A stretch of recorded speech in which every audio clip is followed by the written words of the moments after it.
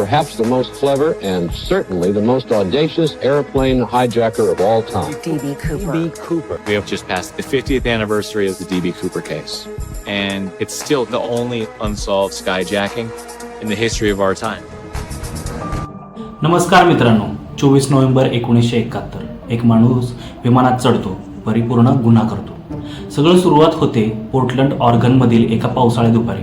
Dan Cooper नावाचा माणूस north west Orient flight 305 मध्ये प्रवेश करतो. बॉर्बन विस्की मागवतो, सिगारेट लावतो आणि परिचारिका फ्लॉरेन्स शार्पनरला एक नोट देतो. त्यावेळी त्या परिचारिकेला असं वाटतं की हा तिच्याशी फ्लर्टिंग करतो आणि ती चिठ्ठी न वाचता ठेवून देते. हे बघताच डॅन कूपर तिला म्हणतो की मेस, मला असं वाटतं की तुम्ही ती चिठ्ठी वाचली पाहिजे. परिचारिका ती चिठ्ठी उघडते आणि त्या नोटवर लिहिलेलं असतं की माझ्याकडे बॉम्ब आहे. तो तिला त्याच्या शेजारच्या सीटवरती बसायला सांगतो आणि तिला आपल्यासोबतचं सुटकेस ओपन करून दाखवतो. त्यामध्ये काही लाल सिलेंडर आणि तारा आणि त्याचसोबतच बॅटरी सिलेंडर पण होता. त्यामुळे फ्लॉरेन्स शार्पनरला त्याच्यावरती विश्वास बसला.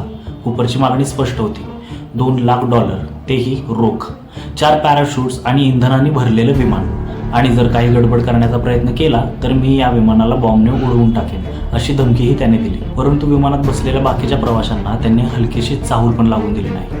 अधिकाऱ्यांनी त्याच्या मागण्या मान्य केल्या आणि सिएटलमध्ये विमान उतरल्यावर त्यांनी प्रवाशांना सोडून दिलं. पण विमान पुन्हा उड्डाण करताच कूपरने असं काही केलं की ज्याचा कुणालाच अंदाज नव्हता. पॅराशूट बांधून आणि पैशाची ब्रीफ केस घेऊन तो वादळी रात्रीत उडी मारतो आणि असंच डीबी कूपर गायब होतो. पण स्टोरी इथंच संपत नाही, तर इथून खरा सस्पेन्स चालू होतो. यानंतर FBI ने इतिहासातील सर्वात मोठ्या शोधयात्रा चालू केल्या. जंगले, नद्या, पर्वत तपासले.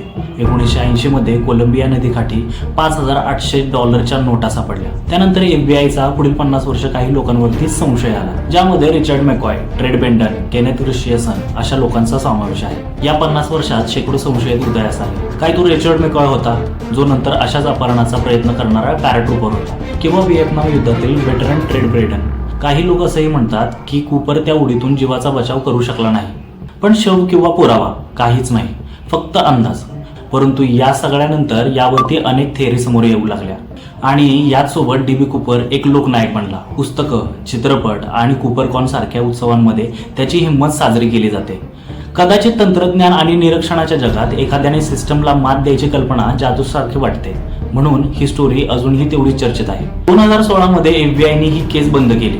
पण ज्यांना मिस्ट्री आणि ॲडव्हेंचरची आवड आहे त्यांच्यासाठी ही आजही तेवढीच कुतूहलाची गोष्ट आहे. या सगळ्यांवरती तुमचा काय विचार आहे? कूपर जिनियस होता की भूत होता की फक्त एक नशीबवान माणूस? कमेंटमध्ये नक्की सांगा. आणि जर तुम्हाला असल्या मिस्ट्रीज ऐकायला आवडत असतील तर आमच्या चॅनलला सबस्क्राईब करा, बेल आयकॉन दाबा आणि पुढच्या वेळेपर्यंत जिज्ञासू राहा आणि पाहत राहा रिसर्च मराठी.